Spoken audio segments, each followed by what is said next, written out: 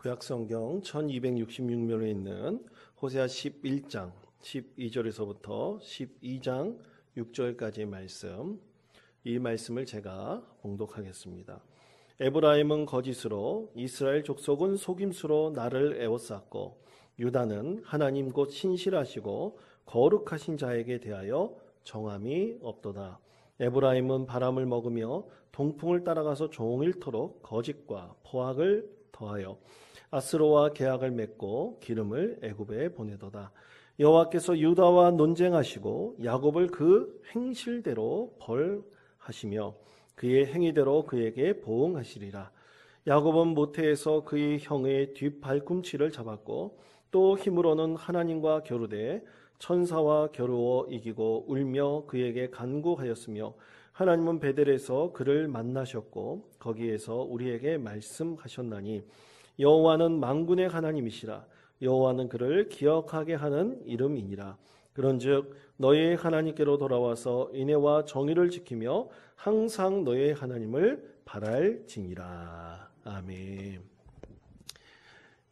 여러분, 이가 없으면 무엇으로 대체할까요? 잇몸이 대체한다고 합니다. 그래서 어떻게 보면 잇몸이 더 든든한 사람이 건강한 사람이라 할 수 있죠. 그런데 이는 단단합니다. 그래서 쉽게 부러질 수가 있습니다. 하지만 잇몸은 부드럽습니다. 탄력이 있어서 절대로 부러지는 법은 없습니다. 어떻게 보면 이보다 잇몸이 더 오래가고 건강하다라고 말할 수 있습니다. 이것에 대해서 비슷한 이 고사성어가 있는데요.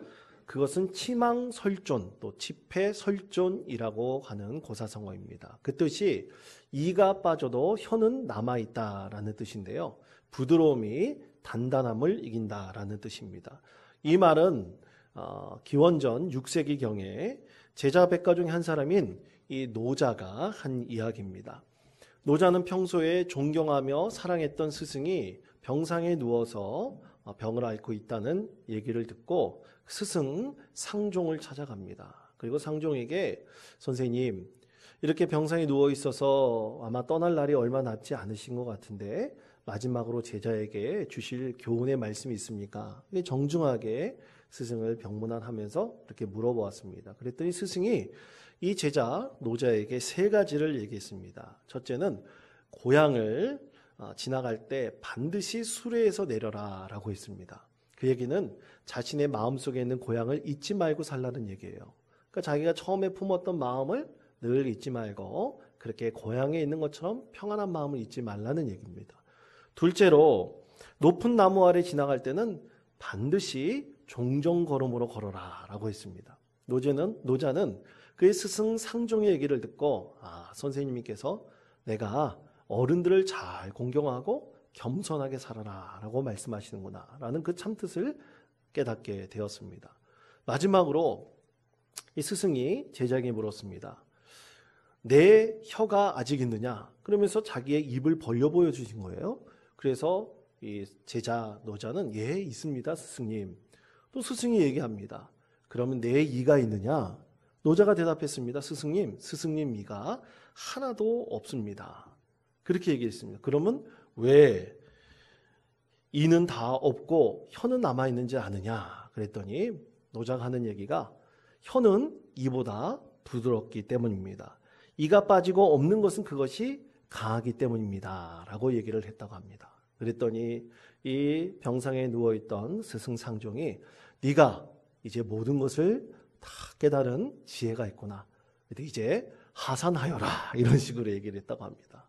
여하튼 이 스승이 제자에게 간절하게 말하고 싶은 것은 마지막 치패설존 그리고 치망설존입니다. 약한 것이 강한 것을 이길 수 있다는 것입니다. 우리가 강한 것만을 추구하려고 생각하고 강해지려고 하는 것이 이 세상의 이치라고 한다면요.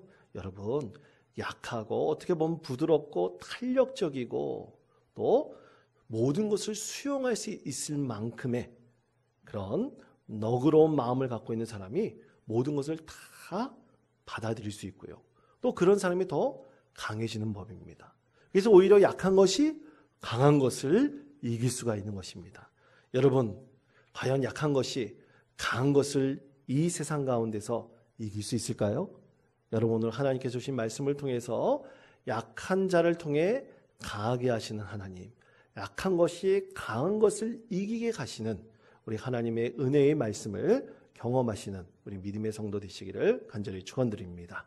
여러분, 오늘 말씀해 보면 이스라엘과 지금 하나님께서 논쟁을 하신다 말씀을 하십니다. 예전에 호세아서 처음 우리가 하나님 말씀을 들을 때 논쟁한다는 얘기는 이스라엘 백성들을 하나님께서 법정에 불러내서 법정에서 세우신다는 말씀입니다. 자, 그것에 대해서 호세아 12장 2절에서 이렇게 말씀을 합니다. 우리 이 말씀을 다 같이 한 목소리로 봉독합니다. 여호와께서 유다와 논쟁하시고 야곱을 그 행실대로 벌하시며 그 행위대로 그에게 보응하시리라. 아멘. 자, 논쟁하셔서 그들을 법정에 세우십니다. 그럼 법정에 세운다는 것은 이스라엘 백성들이 피고인이에요. 이스라엘이 피고인이니까 그 피고인에 대해서 반드시 판결을 내리고 합당한 벌을 주시겠다는 말이죠. 자, 그런데 이 피고인으로 소환하셔서 하나님께서 그들의 판결을 내리실 때 그럼 무슨 죄를 지었다는 얘기 아닙니까? 그럼 이스라엘의 죄가 과연 무엇일까? 오늘 말씀 이렇게 말씀합니다. 호세아 11장 12절의 말씀입니다. 에브라임은 거짓으로 이스라엘 족속은 속임수로 나를 에워쌌고 유다는 하나님 곧 신실하시고 거룩하신 자에게 대하여 정함이 없도다. 아멘. 자, 하나님께서 에브라임 곧 이 북이스라엘에 대해서 말씀을 하시는데 너희는 거짓말을 잘한다. 너희는 늘 속이는 자들이다. 하나님께서 이렇게 얘기를 하시면서 남유다 왕국의 백성들과 비교를 하세요. 남유다 왕국의 지도자들과 비교를 하십니다. 둘을 비교해 보니 그래도 남유다가 좀 더 낫다. 하지만 너희 북이스라엘 보면 너희는 너무나 거짓말이 많고 속임수가 없다. 진실하지 않다라고 하나님께서 말씀을 하십니다. 이 말씀을 듣다 보니까 하나님께서 아벨의 제대만 받으시고 가인의 제사를 받지 않으셨던 것이 생각나더라고요. 왜 하나님께서 가인의 제사를 받지 않으셨을까요? 거짓된 마음으로 주님 앞에 나왔기 때문입니다. 속이는 마음으로 하나님을 예배하였기 때문입니다. 진실하지 않고 거짓된 마음으로 자기를 감추고 속이는 자의 예배는, 기도는 하나님께서 전혀 받으시 않으신다. 오늘 남유다 왕국과 북이스라엘을 하나님께서 비교해서 말씀을 하십니다. 우리가 과연 하나님 앞에 진실할 수 있을까요? 거짓되지 않고 속임수 없이 우리가 하나님 앞에 진실한 마음을 어떻게 드릴 수 있을까요? 지난 주일 저희 아버지 어머니가 우리 교회에 오셔서 한번 예배를 같이 드렸습니다. 목회자는 보통 명절이 되면 사실 잘 부모님을 찾아뵙지 못합니다. 왜냐하면 목회 사역이 더 우선의 경우가 많이 있기 때문이죠. 그래서 항상 부모를 섬기는데 좀 소홀할 때가 많이 있었는데요. 그 지난주에 오셔가지고 아버지 어머님 모시고 1박 2일 어디 조용한 곳에 가서 방역수칙 잘 지키고 1박 2일을 함께 보냈습니다. 굉장히 기뻐하셨습니다. 이렇게 부모를 섬길 수 있는 때가 과연 언제 있을까? 또 그런 생각을 해보게 됩니다. 이제 연세가 많으셔가지고 세상 살아가는 날보다 오히려 하나님 품에 올라간 날이 더 가까워지고 있기 때문에 그런 안타까운 마음이 저 개인적으로도 있습니다. 이렇게 부모님 모시고 1박 2일 있으면서 저녁 식사를 준비해가지고 저녁 식사를 하려고 그러는데 아버지가 제 큰아들에게 얘야, 오늘은 네가 한번 식사 기도를 해봐라 이렇게 얘기하시더라고요. 제가 아이들에게 같이 밥 먹을 때 너희들 식사 기도 했니? 꼭 물어봅니다. 학교에서는 식사 기도 하니? 아니요 아버지. 왜 식사 기도 안 하니? 창피하잖아요. 내가 예수님 믿는다고 얘기하기 부끄럽잖아요. 그냥 안 한다고 대답을 하지 않더라고요. 그런데 할아버지가 식사 기도를 한번 해보라 그러니까 큰아들이 용기를 내서 그 말에 순종해서 식사 기도를 하더라고요. 하는데 떠듬떠듬하면서 하나님께 감사한 내용을 하나님께 올려드리고 또 이렇게 할아버지 할머니와 시간을 정해서 함께 해결해 주신 하나님께 감사드리고 이렇게 귀한 음식으로 우리에게 일용할 양식을 주신 하나님께 감사드리며 건강함을 더해달라고 하나님께 기도하는 그 모습이 전 너무나 감동을 받았습니다. 왜냐하면 아이들 기도가 뭐 좋은 얘기 있겠습니까? 미사오고 있겠습니까? 그렇지만 참 거친 말이다 할지라도 그 마음에 진심을 담아서 하나님께 드리는 그 기도가 너무나 감동적이었습니다. 사랑하는 성도 여러분, 우리 하나님께서 진정으로 원하시는 것은 내 마음에 진실함을 담아서 하나님께 나오는 것입니다. 그런데 오늘 북이스라엘은 어떻다고 말씀하세요? 너희는 속인 것이 너무 많어. 너희는 진실하지 못하고 거짓된 것이 너무 많어. 유다에 비해서 너희는 너무나 거짓되고 너무나 속이는 것이 많어. 그렇게 말씀하십니다. 그러면 그들의 거짓과 속임은 과연 무엇일까요? 호세아 12장 1절에서 이렇게 말씀을 합니다. 에브라임은 바람을 먹으며 동풍을 따라가서 종일토록 거짓과 포악을 더하여 아스로와 계약을 맺고 기름을 애굽에 보내도다. 아멘. 자, 이 말씀을 메시지 성경은 좀 더 쉽게 이렇게 의역을 합니다. 자, 우리 화면에 이 비친 말씀을 우리 다 같이 한 목소리로 봉독하겠습니다. 신에 대한 환상에 사로잡힌 에브라임은 환영과 망상을 쫓는다. 그는 쉼없이 거짓말을 해댄다. 영혼을 파멸시키는 거짓말들을 에브라임도 유다도 아시리아와 뒷거래를 하고 이집트에게 잘 보이려 애쓴다. 아멘. 헛된 망상을 쫓고 있는 거짓된 북이스라엘, 그들에 대해서 하나님께서 말씀을 하시죠. 그런데 남유다도 북이스라엘도 똑같은 게 있어요. 그것은 그들이 하나님을 의지하지 않고요, 누구를 의지하느냐? 헛된 망상을 쫓는 것처럼, 환영을 쫓는 것처럼 아수르와 이집트를 의지하고 있다, 하나님께서 말씀을 하십니다. 그런데 북이스라엘이 너무나 더 심각한 겁니다. 그들의 죄는 분명합니다.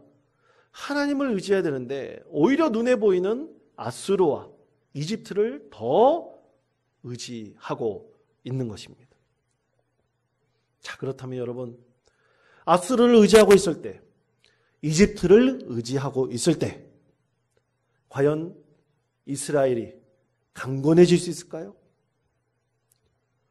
강한 나라들을 의지하고 있을 때 그들이 진짜 강건해져서 그들이 나라를 온전히 열방 가운데 자랑할 수 있을까요? 오늘 하나님께서는 그것에 대해서 온전히 북이스라엘 백성들, 남유다의 백성들 가운데 하나님께서 의문을 가지고 질문하고 계신 것입니다. 그래서 하나님께서 그들의 백성들을 소환하셔가지고요, 법정에 세우셔 피고로 삼으시고 그들과 논쟁을 하고 계신 것이죠. 자, 그렇다면 하나님께서는 이 논쟁을 통해서 이스라엘 백성들이 무엇을 알기를 원하실까? 세 가지를 말씀하십니다. 첫째는 내가 너희들에게 벌을 주려는 것이 목적이 아니라는 사실입니다. 혹시라도 힘들고 어려운 이 하나님의 징계를 받을 때, 두 번째로 그들의 잘못을 직시하게 하기 위한 것입니다. 그리고 북이스라엘이 진정으로 하나님을 의지하여서 그들을 진정으로 강하게 할 수 있는 분이 하나님이심을 깨달아 알게 하기 위해서인 것입니다. 이것이 하나님께서 가장 중요하게 여기신 목적입니다. 그런데 갈팡질팡하고 있습니다.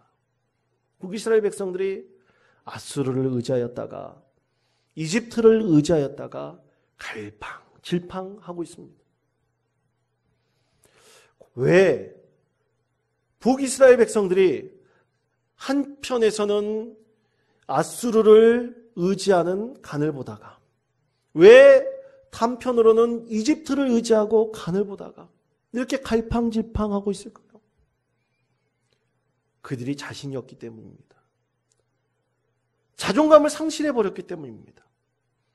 지금 내 힘으로는, 내가 지금 내 힘으로는 도저히 이 나라 이 백성을 스스로 지킬 수 없다고.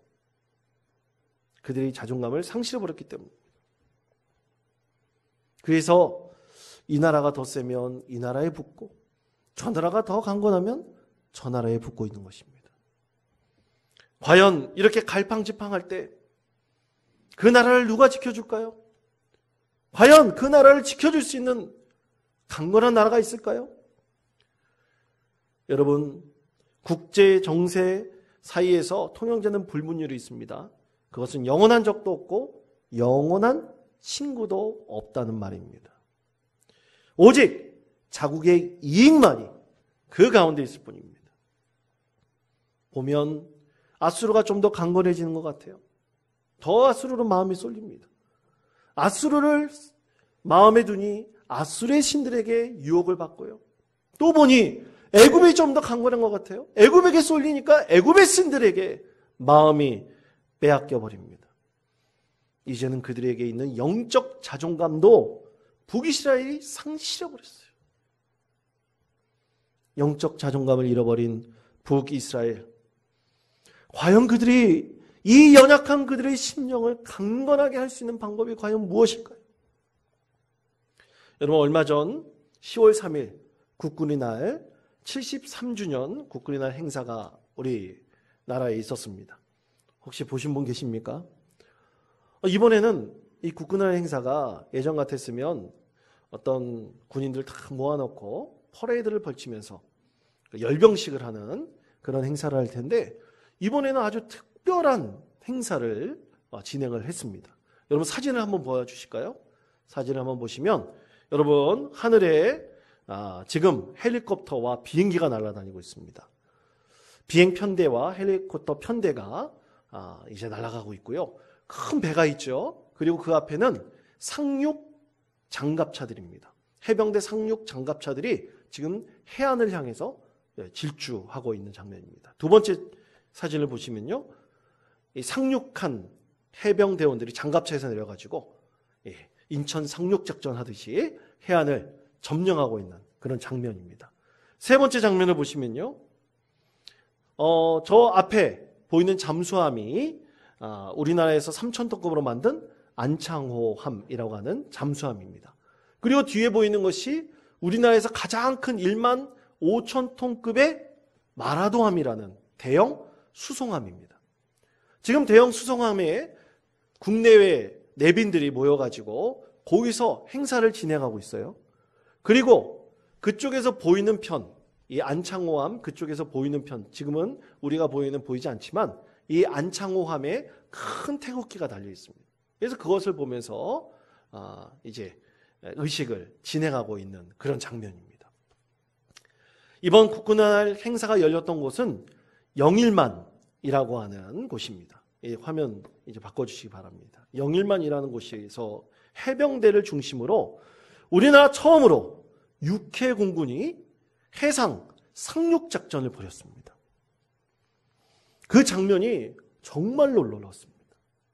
해상 상륙작전을 벌이는데 하늘에서는 헬리콥터가 다 날아다니고, 그리고 우리나라 가장 강력한 비행기인 F-15K뿐만 아니라 F-35A 비행기도 날아다니고, 하늘 저 우주에서는 인공위성을 통해서 정보를 받고, 또 그리고 조기경보기가 날아다니면서 헬리콥터 편대와 그리고 해상에서는 상륙함들이 질주를 하면서 해상으로 나아가는 참으로 늠름한 그런 장면들이 보여졌어요. 약 13분 정도 실제로 영화에서 보면 일어날 것 같은 일들이 눈앞에 생생하게 펼쳐진 것입니다.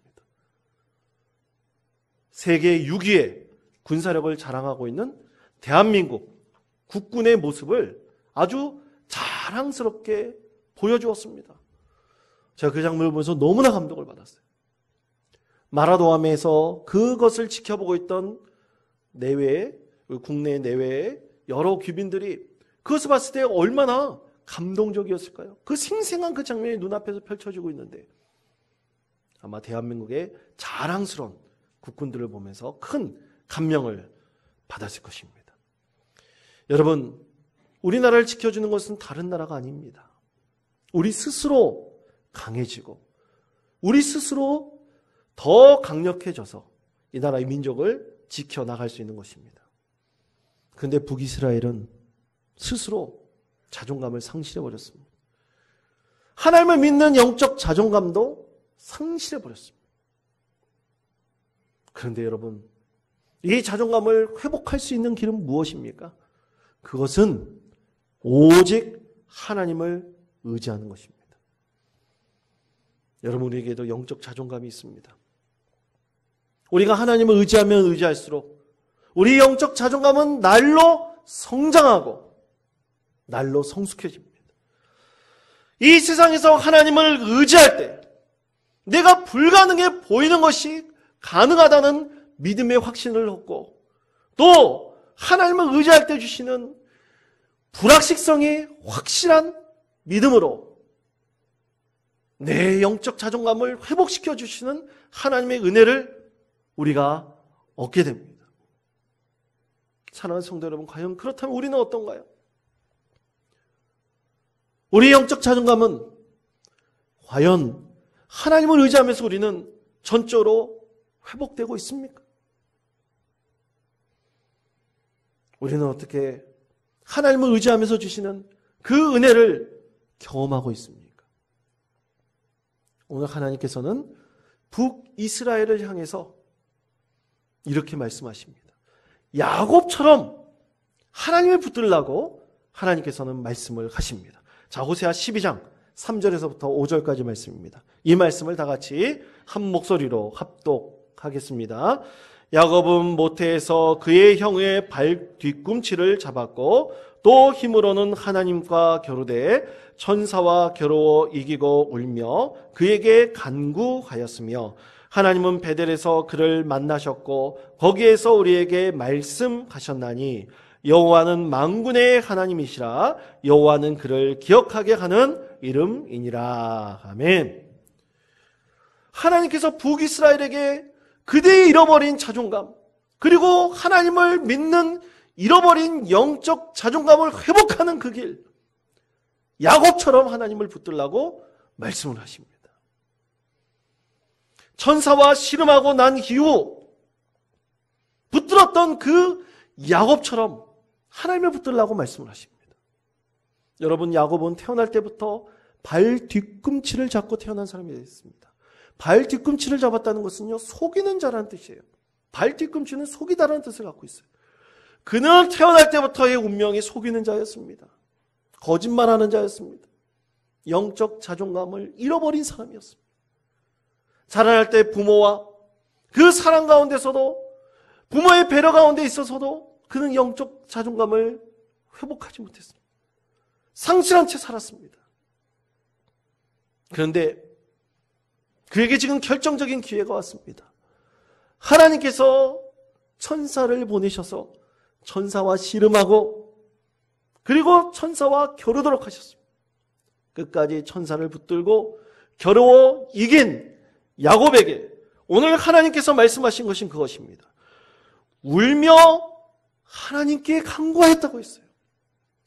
울며 하나님께 간구했을 때 하나님께서 그를 베델에서 만나 주셨습니다. 그리고 영원한 축복의 이름 이스라엘이름을 주셨습니다. 운명이 평생 형의 뒷공무니만 쫓아다닐 수밖에 없는 운명을 타고난 자의 영적 자존감을 하나님께서 회복시켜 주신 것입니다. 그러면서 그에게 축복의 이름을 주셨죠. 더 이상 하나님을 의지하지 않고는 살 수 없는 믿음의 사람으로 하나님께서 영적 자존감을 회복시켜 주신 것입니다. 그래서 하나님께서 그에게 축복하신 말씀이 있습니다. 호세아 12장 6절의 말씀입니다. 이 말씀 우리 다 같이 한 목소리로 봉독하겠습니다. 그런즉 너희 하나님께로 돌아와서 인애와 정의를 지키며 항상 너희 하나님을 바랄지니라. 아멘. 너희 하나님께로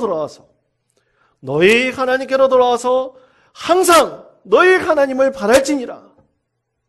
그러면 너 이스라엘을 하나님께서 회복시켜 주시고 영적 자존감을 높여 주실 것이다 말씀을 하십니다. 사랑하는 성도 여러분, 하나님을 우리가 전적으로 믿고 의지할 때 우리 잃어버린 영적 자존감은 회복됩니다. 여러분 믿으십니까? 우리 영적 자존감이 높아지면 우리의 지금 인생에 있는 여러 가지 모든 문제들을 해결하고 그것에 응답하실 분은 바로 우리 하나님이심을 분명히 깨닫게 됩니다. 하나님이 주시는 기쁨의 그 행복의 선물 주심을 깨닫게 됩니다. 그것이 하나님께서 내가 하나님을 의지할 때 낙한 나를 강하게 만들어주시는 그 하나님의 은혜가 무엇인지를 우리는 분명히 경험하게 됩니다. 그래서 우리가 부르는 찬송, 좋아하는 찬송처럼 구주 예수 의지함이 심히 기쁜 일일세 허락하심 받았으니 의심하지 없도다. 예수 믿는 것은 받은 증거 많도다. 예수 귀한 예수 믿음 더욱 주소서. 우리 찬송할 수 있게 되는 것입니다. 사랑하는 성도 여러분, 우리 하나님을 의지할 때 하나님께서는 이 세상에서 더할 나위 없는 기쁨과 행복을 우리 가운데 선물로 주십니다. 여러분 임동진 목사님을 아십니까? 장로님이시기도 했고요. 그리고 유명한 탤런트시죠. 이 임동진 목사님이 나중에 하나님 소명을 받고 목사 안수를 받았는데요. 임동진 목사님이 주님의 교회 장로님으로 섬길 때 일이었습니다.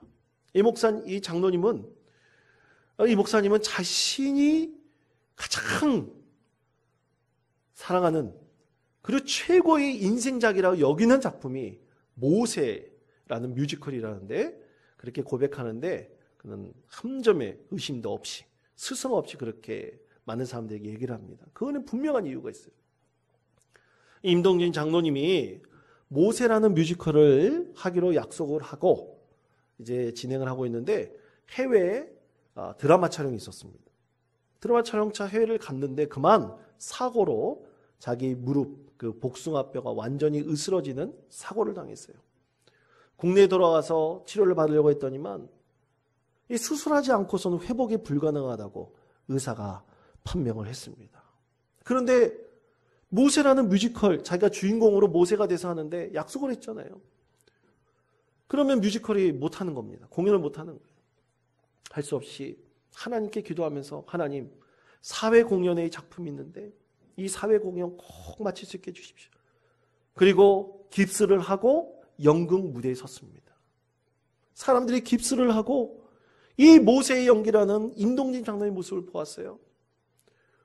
깁스를 했는데 얼마나 무릎을 꿇는 장면이 많은지 그런데도 기를 쓰고 이를 꼭 다물고 고통 가운데서 그것을 감내하였습니다. 하나님 제발 이걸 할 수 있도록 해주십시오. 약한 나를 강하게 해주십시오. 간절한 마음으로 기도하면서 1회 공연을 마쳤습니다.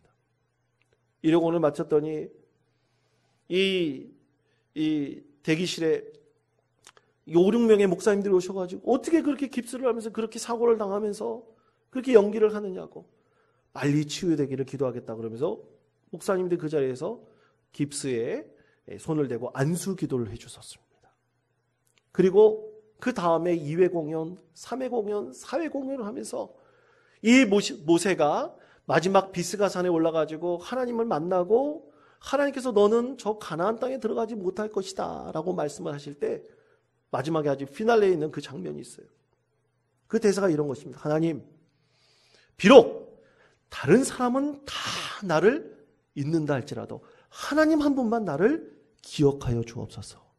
이 마음을 가지고 간절하게 하나님께 기도하면서 2회, 3회, 4회 공연을 했어요.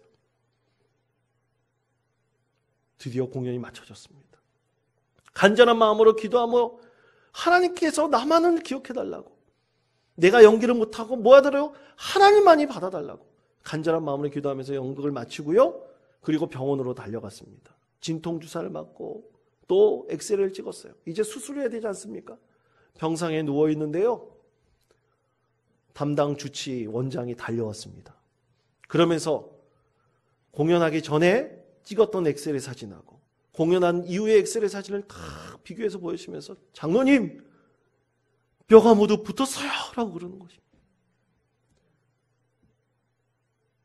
하나님께서 약한 자를 들어서 하나님만을 의지하면서 그 공연을 했던 이 장로님에게요, 기적을 체험하게 해주신 것입니다. 그 자리에서 깁스 풀고 집으로 돌아왔습니다. 주일날이 됐어요. 예배 드리러 갔는데 이 병원 원장이 교회 와서 예배를 드리는 겁니다. 아유, 반갑다고 인사를 했어요. 그리고 예배 드리고 헤어졌는데요, 그날 저녁 담임 목사님이신 이재철 목사님이 임동진 장로에게 전화를 했습니다. 장로님 누구누구 이 원장 아시냐고. 안다고. 근데 그분이 장로님 이름으로 감사헌금을 했는데 이상하게 169만 원을 하셨어요. 그 이유를 아시냐고. 아니, 이게 써놓은 내용도 보고 사람 이름이 자기가 왔으면 자기 이름으로 헌금을 해야 되는데 다른 사람 이름으로 했고, 액수도 이상하게 딱 떨어지면서 헌금하는 게 169만 원 이상하지 않습니까? 그래서 장로님께 물어본 거죠. 그래서 장로님도 하도 희한해서 이상해서 그 원장에게 전화를 걸어서 물어봤습니다. 그랬더니 원장이 하는 얘기가 그거예요. 참 멋쩍으면서, 장로님 169만 원은 장로님이 우리 병원에 지불하셨던 치료비 전액입니다. 그것이 169만 원입니다. 제가 이전에 예수 믿고 또 교회 다니다가 요즘에는 그때 당시 골프가 굉장히 유행했었나 봐요. 골프에 푹 빠져가지고 하나님을 잃어버렸습니다. 그런데 장로님 치료하다가 그 뼈가 붙는 기적을 보고 내 신앙이 다시 회복되었습니다. 장로님 감사합니다. 그 감사한 마음으로 그 전액을 하나님께 헌금으로 드린 것입니다. 임동진 장로는 하나님께서 내 복숭아뼈를 부러뜨려서 이 한 영혼을 구원하셨구나. 약한 자를 들어서 강하게 하시는 하나님의 은혜가 이렇게도 임하는구나. 그것을 깨닫게 되었습니다. 사랑하는 성도 여러분, 우리가 연약합니까? 우리가 너무나 부족합니까? 이때 우리가 진정으로 의지할 분은 누구십니까? 바로 여호와 하나님이십니다. 여러분 믿으십니까? 여러분, 하나님께서는 우리 의지하는 믿음의 성도를 통해서 참으로 강하고 놀라운 은혜를 베풀어 주시는 하나님임을 깨달아 알게 해주십니다. 그러므로 사랑하는 성도 여러분, 하나님을 의지하십시오. 힘들고 어려울 때마다 하나님을 찾으십시오. 이 시기를 지날 때 하나님께서 나의 마음에 얼마나 큰 기쁨과 행복을 더해 주시는지를 의지하십시다. 연약한 나를 강하게 하시는 그 하나님의 은혜를 구하며 한 주간 믿음으로 승리하시는 복된 성도 되시기를 간절히 축원드립니다.